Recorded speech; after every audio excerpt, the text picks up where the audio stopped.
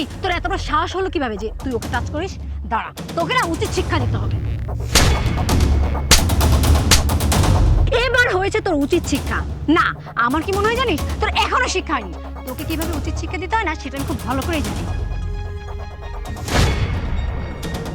Sir, এই যে আমাদের সিভি, কাইন্ডলি চেক করবেন। আমি তো বললাম আপনাদের ইন্টারভিউ নেওয়া হয়ে গেছে। দোস্ত, তোর প্রিপারেশন কেমন রে? ভালো, কিন্তু নার্ভাস লাগছে একটু। একটু নার্ভাস ফিল করিস না। তোর যদি জব হয় না, আমি তোকে ট্রিট দেবো। সত্যি? হ্যাঁ, আর আমার জব হলে কিন্তু তুই আমাকে ট্রিট দিবি। সেটা কি এবার বলতে হয় নাকি? কিন্তু খুব নার্ভাস ফিল হচ্ছে রে। আহা, একদম টেনশন করিস না তো। শোন, যেভাবেই হোক বসকে ম্যানেজ করে আমরা জবটা নিয়ে নেব। হ্যাঁ, আর যদি বসকে ইমপ্রেস করতে পারি, জবটা তো আমরাই পাবো। রাইট, চল চল। আল্লাহর নামে কেউ কটা ভিক্ষা দিবেন? আভা, আভা, কয়টা টাকা ভিক্ষা দেন না?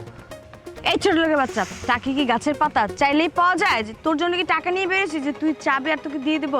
আর তো চেঁচামেচি করার কি আছে? যার ভিক্ষা দেওয়ার প্রয়োজন হবে সে তোকে এমনিই টাকা দিয়ে যাবে। হয়তো চেঁচামেচি করিস না তো রাস্তার মধ্যে। যাচ্ছিলাম একটা শুভ কাজে, তোর এই চেহারা আর তোর ভাঙ্গা পা দেখে আমার মনে হচ্ছে আমাদের পুরো যাত্রাটাই মাটি হয়ে গেছে। আল্লাহ জানে আমাদের জবটা হবে কিনা। হাই, চল তো। ম্যাডাম, আপনারা এইভাবে কথা কইতেছেন কে? আল্লাহ তাআলা তো কইছে গরিব দুঃখীরে দান করলে হে খুশি হয়। আপনারা যদি আমার 1 টাকা দান করেন, আল্লাহ আপনাকে 10 টাকা দিব। কয়টা টাকা দেন না, আবার দেন না কয়টা টাকা। ছোট লোকের বাচ্চা, তোর সাহস হয় কি করে আমার গায়ে হাত দেওয়ার? মানে কি ভিক্ষা চাও? রুসিলায় মেয়ে মানুষের গায়ে কিভাবে হাত দিবি সেই ধান্দা করিস, তাই না? দেখেছিস ওদের উদ্দেশ্য কত পরিমাণ খারাপ? ভিক্ষার উদ্দেশ্যে মেয়েদেরকে স্টেজিং করতেছে। এই ছোট লোকের বাচ্চা, ছোট লোক, তোর এত বড় সাহস, তুই ওর গায়ে টাচ করেছিস? হ্যাঁ, এই তুই জানিস ওর ড্রেসটার দাম কত? ওর ড্রেসের দাম না তোর 1 মাসের ইনকাম না। আর তোর মতো ভিক্ষুকদের না আমার খুব ভালো করে চেনা আছে।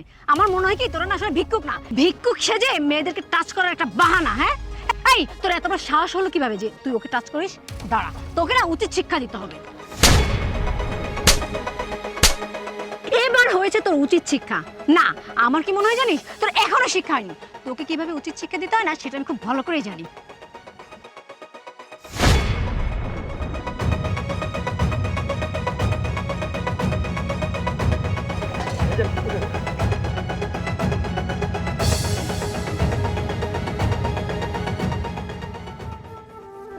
ভাইয়া, এই জানেন আপনার প্লেট। আচ্ছা ভাইয়া, ওই যে 2টা মেয়ে গেল, ওরা আপনাকে ধাক্কা দিয়ে ফেলে দিল কেন? ভাইজান, বিশ্বাস করেন আমি এই ম্যাডামকে কিছুই করি না। আমি আজকে কয়টা দিন ধরে না খেয়ে রয়েছি। আমি ম্যাডামকে কইছিলাম আমার কয়টা টাকা ভিক্ষা দেন। ম্যাডাম আমার গায়ে হাত তুলছে, আমার ধাক্কা মেরে ফালাই দিছে। ম্যাডামরা ভালো মানুষ না, ম্যাডামরা ভালো মানুষ না। এ করলে বিচার করবো। আরে, মানুষকে মানুষ কিভাবে হেট করে, মানুষকে মানুষ কিভাবে অবহেলা করে। দেখেন, আপনি একজন ভিক্ষুক মানুষ, আপনি 2 টাকা সাহায্য চেয়েছেন, তারা আপনাকে সাহায্য না করে ধাক্কা মেরে ফেলে দিল। ভাইজান, আপনার কথা শুনে আমার অনেক কষ্ট লাগতেছে, কিন্তু আপনাকে সাহায্য করার মতো সামর্থ্য তো আমার নেই। তবে এই যে আমার পকেটে এই যে 10টা টাকা আছে, ভাবছিলাম ইন্টারভিউ শেষ করে কিছু খেয়ে নেব, আপনি রেখে দিন। আর আমার জন্য দোয়া করবেন, আমার জন্য চাকরিটা হয়ে যায়। আপনি মেলা ভালো মানুষ, আপনার লেগে আমি মন খুললাম দোয়া করবো। আল্লাহ যেন আপনার ডাক উনি, আল্লাহ যেন আপনার চাকরিটা দিয়ে দেয় ভাইজান। আমি আপনার লেগে অনেক দোয়া করবো। আচ্ছা ঠিক আছে, আসি।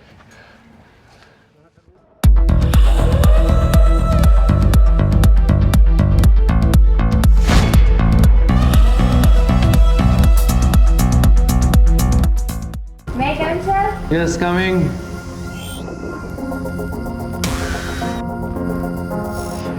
স্যার, আজকে আমাদের ইন্টারভিউ নেওয়ার কথা ছিল, আমাদের টাইম দেওয়া ছিল, আমরা শিডিউল মতো চলে এসেছি। স্যার, এই যে আমাদের সিভি, কাইন্ডলি চেক করবেন। তার আর কোনো প্রয়োজন হবে না, আপনাদের ইন্টারভিউ হয়ে গেছে, আপনারা আসতে পারবেন।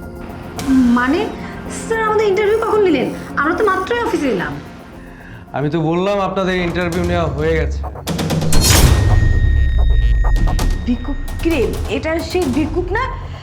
দেখেছিস কত বড় সাহস? মনে হয় কেউ দয়া দেখিয়ে এই অফিসের চাকরি দিয়েছে পিয়নে। স্যার হয়তো বাইরে গিয়েছে, ওই সুযোগে ও এখানে বসে পড়েছে।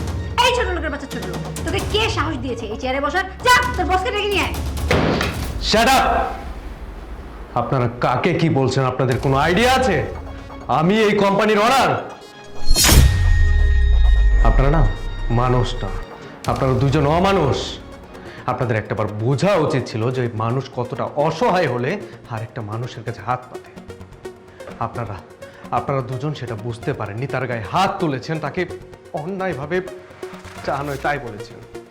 আপনারা যে কোম্পানিতে ইন্টারভিউ দিতে আসছেন, আপনারা নিশ্চয়ই কোম্পানির সম্বন্ধে জেনে বুঝে তারপর এসছেন। হ্যাঁ, আমার কোম্পানি থেকে প্রতিটা বছর কত কোটি টাকা গরিব মানুষদের জন্য দান করা হয়, আপনাদের কোনো আইডিয়া আছে? নেই।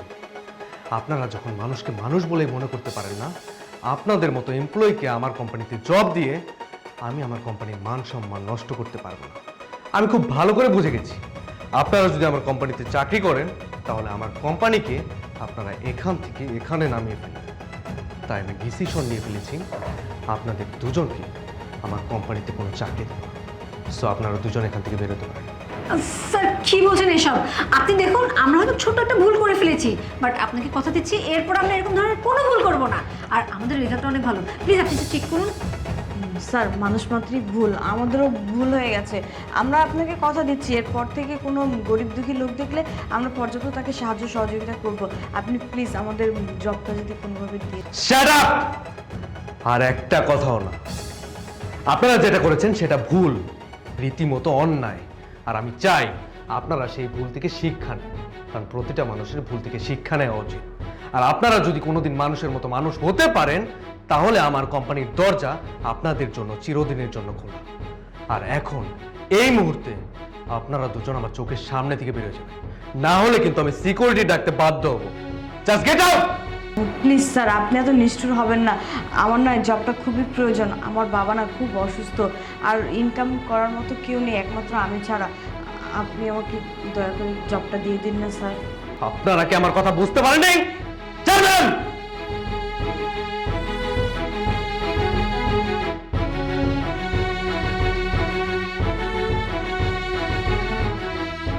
স্যার, ওনারা তো চলে গেল, আমি কি করব?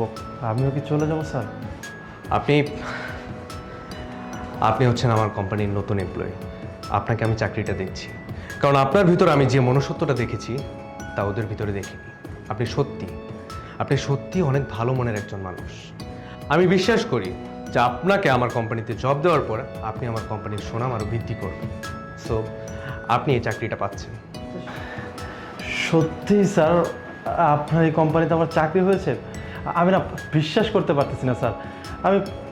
আমি তো আপনাকে চিনতেই পারি নাই তখন, আপনি যখন ওই যে পড়ে গিয়েছিলেন, ওনারা আপনাকে ধাক্কা দিল। কিন্তু স্যার আপনি তখন তো যে স্ট্রেচার নিয়ে দাঁড়িয়েছিলেন, কিন্তু আপনি এইভাবে সুস্থ সবল মানুষ কীভাবে? আমার না মাথায় কিছু ঢুকছে না স্যার। Please sir, explain.